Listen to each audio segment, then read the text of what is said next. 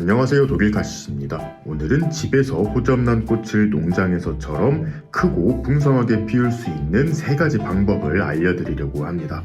오늘 한 가지 양해의 말씀을 좀 드리자면 제가 발음이 조금 안 좋을 수 있어요. 어제 왼쪽 아래 사랑니를 뺀 상태라 조금 아파가지고 발음이 조금 셀 수가 있습니다. 그럼 바로 3가지 방법 알려드리도록 할게요. 가장 첫 번째로는 제가 얼마 전에 쇼츠 영상으로도 올려드린 적이 있었는데요. 이 호접란의 꽃대를 이렇게 잘 교정을 해주셔야 돼요. 사실 호접란 꽃대를 교정해줄 필요는 없습니다. 호접란 꽃대를 교정해주지 않으면 얘처럼 자연스럽게 사선으로 자라게 됩니다.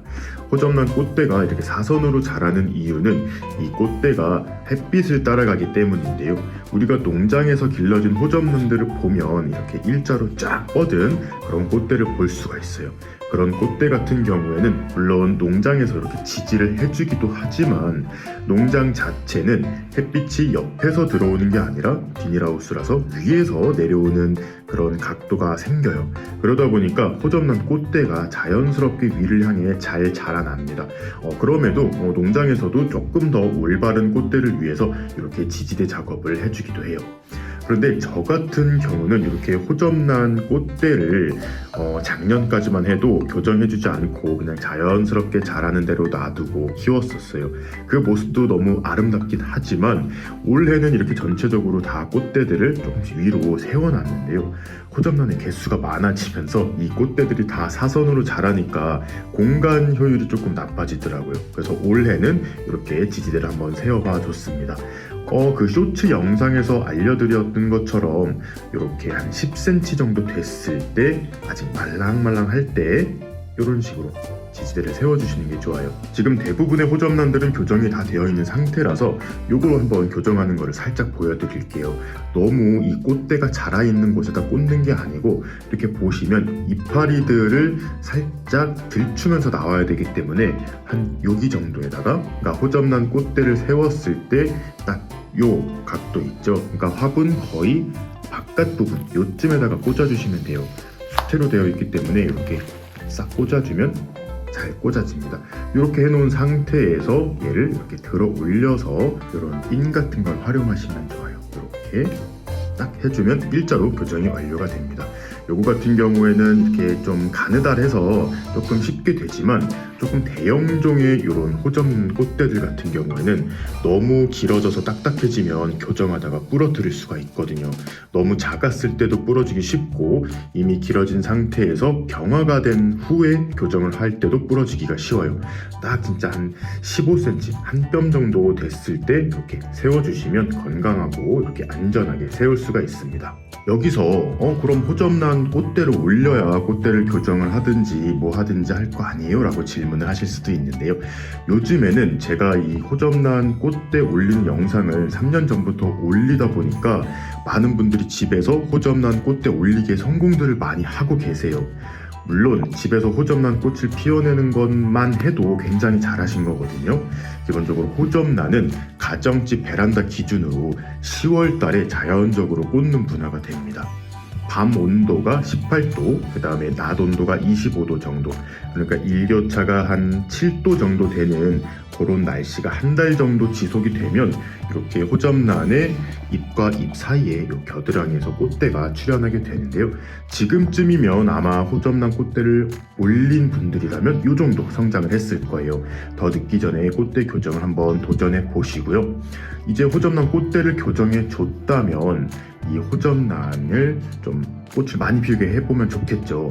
집에서 호접란 꽃을 피우면 농장에서 샀을 때보다 꽃 크기가 확연하게 줄어드는 것을 볼 수가 있어요.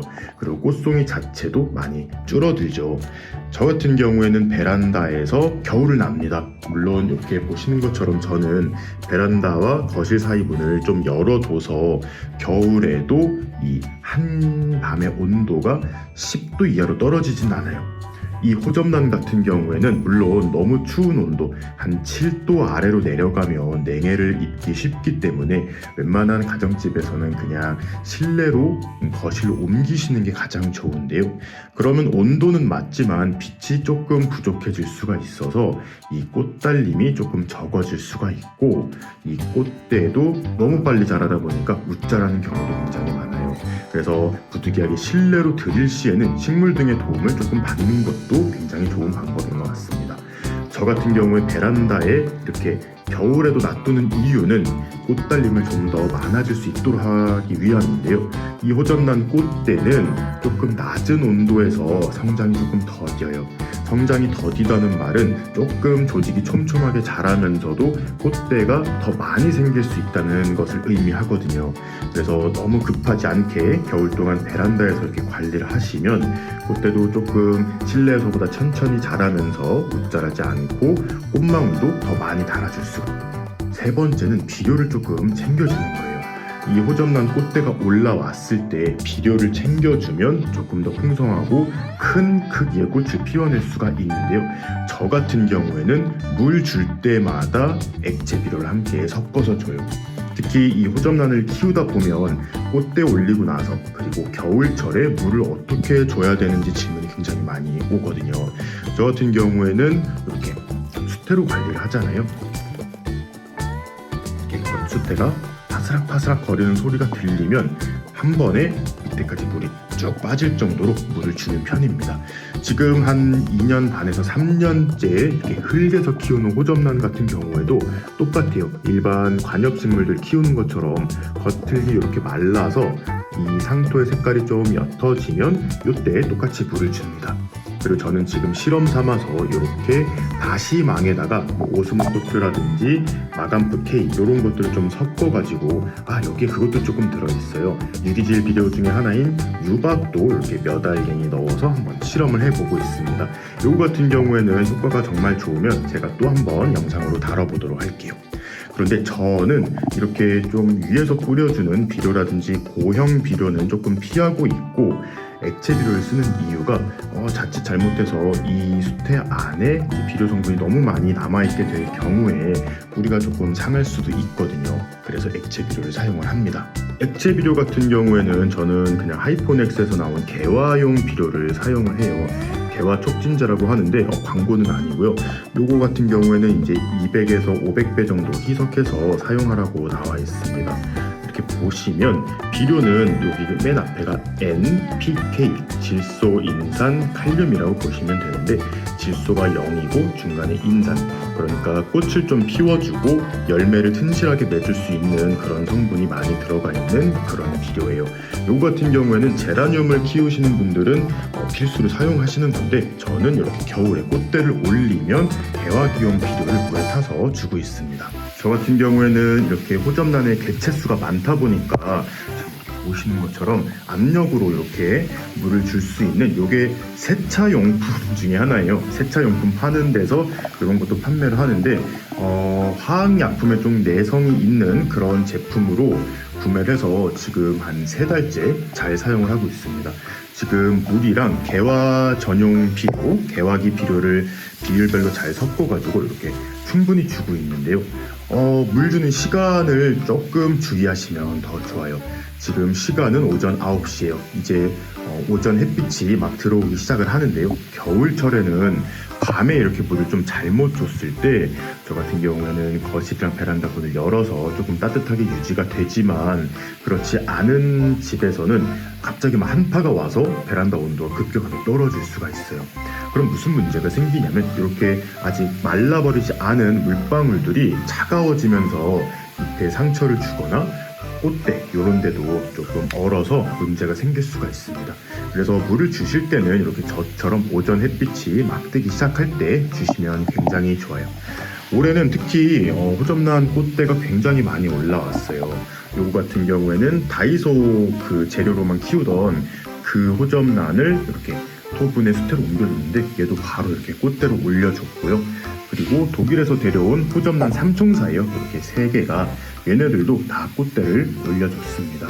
그리고 이렇게 뒤늦게 막 꽃대를 올려주는 어린 호접란들도 있고요. 막 꽃대는 올라왔는데 꽃이 피지 않은 요런 애들도 있어요. 이거는 품종의 차이인데요.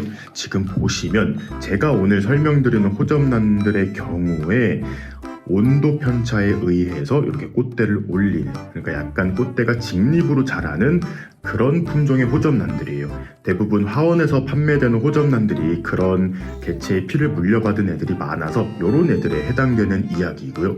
이렇게 이파리들이 좀 옆으로 누워 자라거나 꽃대가 굉장히 짧게 좀 뚱뚱하게 나오고 한두 송이밖에 안 피우는 이런 애들 있잖아요. 이런 애들은 이제 또 다른 원종 호접란들이에요. 얘네 같은 경우에는 보통은 여름철에 꽃을 피우기 때문에 겨울철에도 그냥 다른 애들이랑 똑같이 관리를 하시면 되고, 일반적인 화원표 호접란보다는 살짝 그 추위에 약하기 때문에 너무 추운 데서는 관리를 좀 세심하게 해주셔야 돼요. 그리고 가끔 호접란을 피우다 보면 옆구리에서 나오는 게 아니라 이렇게 생장점에서 바로 꽃대가 올라오는 이런 경우도 있어요. 이때 질문이 또 굉장히 많은데요. 이렇게 생장점에서 꽃이 피면 이제 생장점이 상해서 더 이상 잎을 못 보는 게 아닌가요? 라는 질문도 많이 오는데요. 얘 같은 경우에는 그래도 좀 자세히 보시면 완전한 생장점에서 나온 게 아니고 이렇게 살짝 겨드랑이에서 나왔어요. 요거 같은 경우에는 문제 없이 여기서 또 새로운 잎을 올려줄 거예요. 근데 얘 말고 정말 이렇게 완전 새 잎이 나올 공간에서 꽃대를 올리는 경우도 있는데 제 경험상 한 3번 정도 키워봤거든요. 시간이 조금 걸리기는 하지만 요 꽃대가 나온 자리 옆에서 새로운 잎을 올려주기는 합니다. 그런데 그렇게 될 경우 이 이파리가 다시 막 크게 자라서 일반 다른 호접란들처럼 이렇게 탑쌓는 느낌으로 자라진 않고 뭔가 요 생장점에서 새로운 새끼가 자라는 느낌으로 자라기는 해요. 그래서 다시 이렇게 큰 잎으로 회복될 때까지는 시간이 조금 걸리긴 하지만 이파리가 안 나오는 건 아니니까 너무 걱정하지 말고 조금 더 시간을 주고 기다려 주시면 좋을 것 같아요. 특히 제가 올해 조금 기대를 가지고 있는 애들은 이렇게 잎에 호피 무늬가 살짝 들어간 질러리아나 호접란들이에요. 얘 같은 경우에는 부작으로 키우다가 도저히 집에서는 수분 관리가 안 돼서 이 부작째로 이렇게 토분에 심고 수태로 막 채우는 상황인데요. 굉장히 잘 자라고 있고 꽃대도 쌍대를 올렸어요. 이 힐러리아나 같은 경우는 굉장히 다화성인데 올해는 비료도 잘 챙겨주고 이런 식으로 꽃대도 위로 교정을 해서 엄청 아름다운 모습을 한번 피워내 보도록 하겠습니다. 한 달도 더 걸릴 것 같아요. 꽃을 피우려면. 그때까지 제가 잘 관리해서 꽃이 만개하면 또 호접란 소식 들고 찾아오도록 하겠습니다. 혹시라도 호접란 키우시다가 궁금한 점 있으시면 제가 시간 나는 대로 댓글, 대댓글 달아드릴 테니까요. 댓글도 남겨주시면 너무 감사하겠습니다. 그럼 오늘도 재밌게 보셨거나 도움이 되셨다면 구독과 좋아요 그리고 알림 버튼까지 눌러주시면 감사하겠습니다. 뿅.